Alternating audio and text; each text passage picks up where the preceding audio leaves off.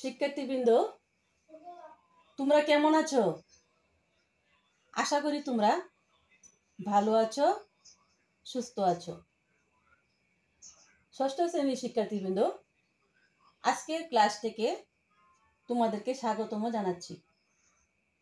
শিক্ষার্থীবৃন্দ, আজকে তোমাদের গণিত বই শিখন অভিজ্ঞতা 5 ঐকিক নিয়ম, শতকরা এবং অনুপাত, এই অধ্যায় থেকে আমরা দেখব যে ঐকিক নিয়ম কি, শতকরা কি এবং কিভাবে এই অনুপাত আমরা এই ঐকিক নিয়ম শতকরা থেকে পেতে পারি।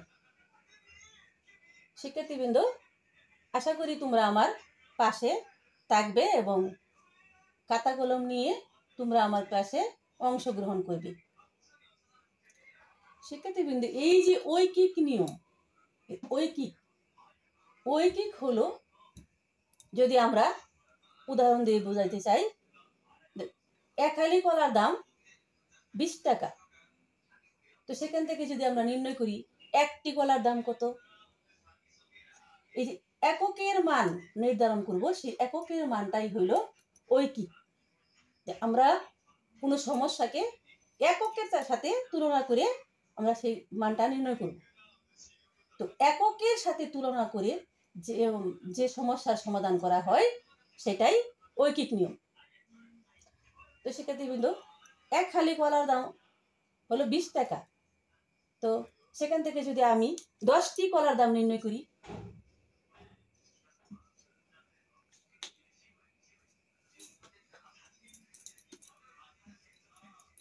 যে 10টি কলার দাম কত,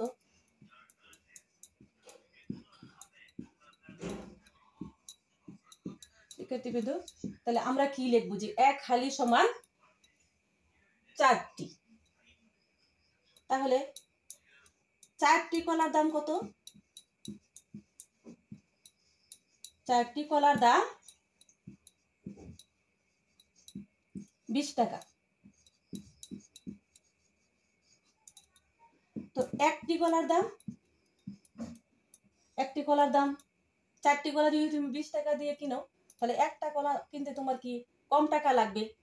তো 4 দিয়ে 20 ভাগ, 4 ভাগের 20। আর তুমি যখন এই 10টি কলা কিনবা, ওই 4টি কলার পরিবর্তে 10টি, তাহলে সেখানে কি হবে, কলার দাম বেড়ে যাবে।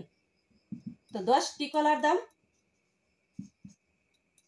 কি হবে, বেশি হবে। বেশি মানে এই 20-এর 10 দিয়ে গুণ হবে। তো 4 দিয়ে যদি তুমি 20-এর ভাগ করো, কি হবে 5। 4 দিয়ে 4-এর ভাগ করলে 1। তো আমাদের হবে 5 দশা 50।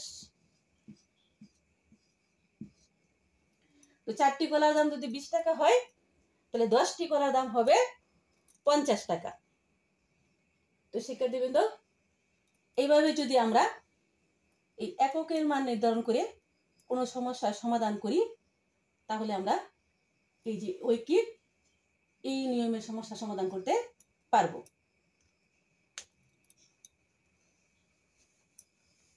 তো শিক্ষার্থীবৃন্দ, শতকরা কি? তাহলে শতকরা কি এটা আমরা জেনে নেই। শতকরা হলো একটি, আমরা এই শতকরাকে বলতে বুঝি এটা একটা ভগ্নাংশ। শতকরা হলো একটি ভগ্নাংশ।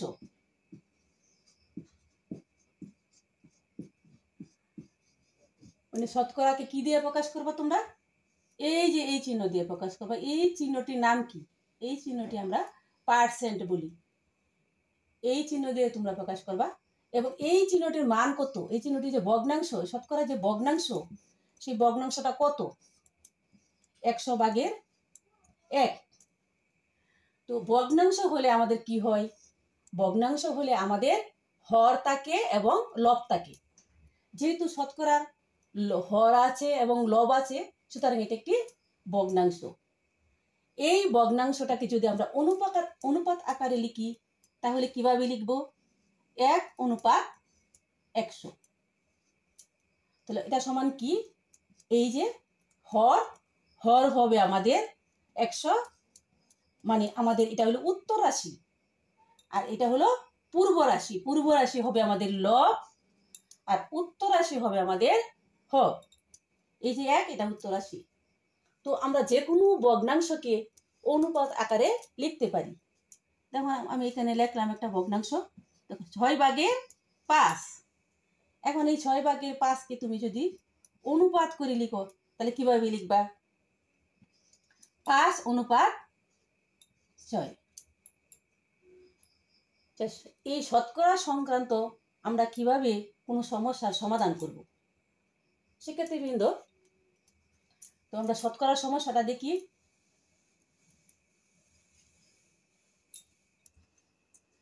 একজন শিক্ষার্থী পরীক্ষায় 400 নম্বরের মধ্যে 300 নম্বর পায়, সে 100 নম্বরের মধ্যে কত পাবে?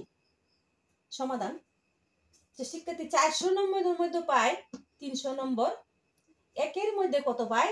একের মধ্যে মনে করো কম, মানে 400-র মধ্যে যদি 300 পায়, একের সাথে তুলনা করলে হবে সে কম পাবে, এই জন্য 400/300 ভাগ হবে। তো 100 নম্বরের মধ্যে পাবে বেশি, তো 400/300, 100 বেশি হলে লবের সাথে গুণ 100। তো আমরা এই 100 দিয়ে 400 ভাগ করলাম, তো 4। তো 4 দিয়ে 300 ভাগ করলে হয় 75। তো 75। এখন এই যে যেহেতু তুমি 100-র মধ্যে করেছো, এই যে 100-র মধ্যে করলে এখানে পার্সেন্ট হবে, তো উত্তর হলো সে 75% নাম্বার পায়। তো বাই বাই শিক্ষার্থীবৃন্দ, পরবর্তী ক্লাসে তোমাদের সবাইকে পরের এই অধ্যায় থেকে আমরা যে ক্লাসগুলো নিব সেই ক্লাসগুলো তোমাদের দেখার জন্য আমন্ত্রণ জানাচ্ছি। ধন্যবাদ সবাইকে।